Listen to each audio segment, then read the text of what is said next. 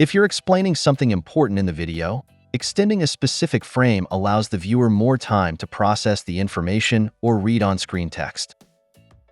Or you want the video to freeze at a certain moment, extending a frame creates a static visual so the viewer can focus on it without moving forward too quickly. Drag the playhead to the frame to extend.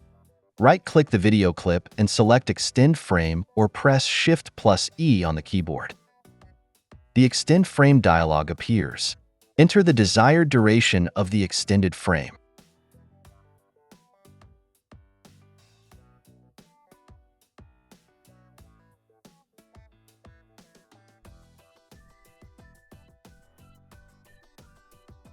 Alternatively, you can also extend the frame by holding the Alt key while dragging the end of a clip.